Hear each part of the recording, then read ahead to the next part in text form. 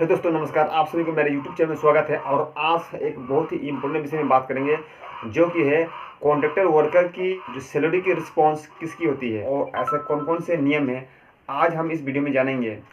आप यदि किसी भी कॉन्ट्रैक्टर वर्कर के अंडर में काम करते हैं, चाहे वो प्राइवेट हो या फिर गवर्नमेंट हो, तो आपको ये जानना जरूरी है कि कॉन्ट्रैक्टर वर्कर किसे कहते हैं और उनके पेमेंट के नियम कौन कौन से हैं।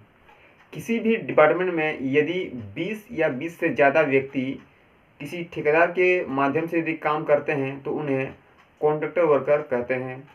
अब हम बात कर लेते हैं कि जो कॉन्ट्रैक्टर वर्कर की जो सैलरी का रिस्पॉन्सिबिलिटी किसकी होती है, यानी जो कॉन्ट्रैक्टर वर्कर की जो सैलरी का जिम्मेवार यानी रिस्पॉन्सिबिलिटी किसकी होती है।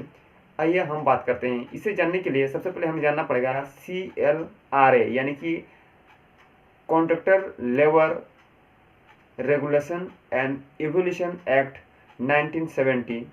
ये एक ऐसा एक्ट है जिसके तहत हम ये जान सकते हैं कि जो कॉन्ट्रैक्टर वर्कर का जो सैलरी का जो रिस्पॉन्सिबिलिटी है वो किसके अंडर में जाता है। तो इसके लिए, इसको जानने के लिए आप भी अपना गूगल में सर्च कर सकते हैं। किसी भी कॉन्ट्रैक्टर वर्कर की सैलरी का जो रिस्पॉन्सिबिलिटी होता है उन्हें CLRA एक्ट 1970 के तहत उन्हें दिया जाता है। और इन्हें समझने के लिए हम उसको डिटेल से आज इस वीडियो में चर्चा करेंगे कि जो CLRA एक्ट क्या है।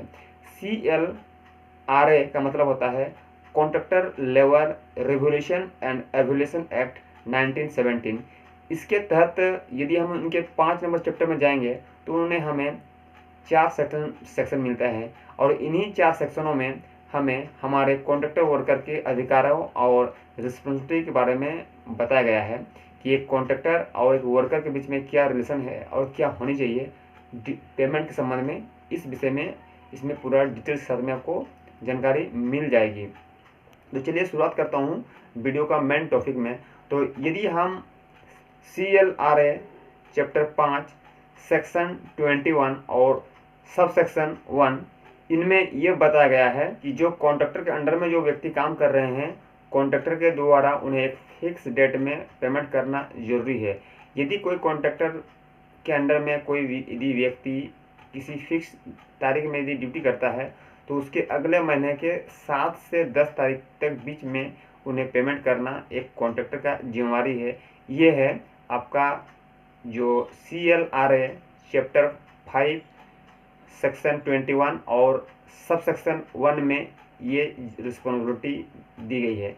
अब हम बात कर लेते हैं चैप्टर 5 सेक्शन 21 सब सेक्शन 2 के बारे में, और ये क्या कहता है आइए हम जानते हैं। में जो सेक्शन 2 ये कहता है कि कोई भी जो कॉन्ट्रैक्टर वर्कर है वो जिस डिपार्टमेंट में काम करता है वो डिपार्टमेंट और कॉन्ट्रैक्टर के बीच में एक प्रतिनिधित्व जो ऑथराइज्ड पर्सन आते हैं और उनका जो पेमेंट का सारा डिटेल्स यानी कि जो डिपार्टमेंट होता है वो डिपार्टमेंट कॉन्ट्रैक्टर को पूरे डिटेल्स उस ऑथराइज पर्सन के सामने में कॉन्ट्रैक्टर को दिया जाता है।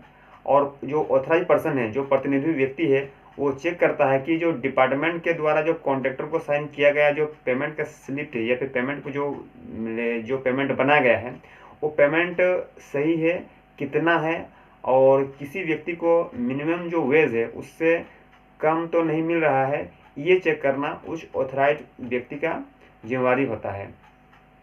ये आपका सब सेक्शन 2 में बताया गया है। सेक्शन 3 हमें ये कहता है कि जब भी कॉन्ट्रैक्टर पेमेंट करे तो वे ऑथराइज पर्सन के सामने ही पेमेंट करे। ये सेक्शन 3 में बताया गया है। अब हम बात कर लेते हैं, इस वीडियो का मेन टॉपिक है और जो भी सबको जानना जरूरी है वो है आपका सेक्शन 4 हमें ये कहता है कि यदि कोई कॉन्ट्रैक्टर किसी कॉन्ट्रैक्टर वर्कर का यदि पेमेंट सही में नहीं कर पा रहा है या कम सैलरी दे रहा है या किसी कारणवश यदि वो पेमेंट समय में नहीं दे पा रहा है, लेट कर रहा है, तो उस स्थिति में जो उनके जो ऑथराइज पर्सन है, जो डिपार्टमेंट हेड होता है, वे कॉन्ट्रैक्टर वर्कर को सैलरी देना पड़ेगा। ये इस नियम में लिखा गया है। यदि डिपार्टमेंट अभी उस पेमेंट को यदि लेबर को अगर पेमेंट कर देता है तो वे पैसा फिर वे कॉन्ट्रैक्टर से वे वसूलते हैं। चौथी सबसेक्शन में हमें यही बताया गया है। तो इसमें इम्पोर्टेंट बात है कि आखिर पेमेंट को इस वीडियो का मेन पॉइंट ये है कि हम आखिर इस वीडियो में हम ये जान गए हैं कि एक कॉन्ट्रैक्टर वर्कर का जो पेमेंट होता है वो डिपार्टमेंट ही करता है और पूरे डिपार्टमेंट पर ही डिपेंड करता है कि किस व्यक्ति को कितनी मैंने वेज हमें देना है, किसको अनस्किल में, किसको हाई स्किल में, किसको सेमी स्किल में और किसको स्किल में रखा जाएगा और किसे कितना मजदूरी दिया जाएगा। ये 100% एक डिपार्टमेंट के हाथ में होता है। आपको ये वीडियो जानकारी अच्छी लगी तो आप इस वीडियो को शेयर कर सकते हैं अपने दोस्तों, भाइयों, रिश्तेदारों में, या फिर जो भी व्यक्ति किसी कॉन्ट्रैक्टर ऑर्गेनाइज में काम करते हैं।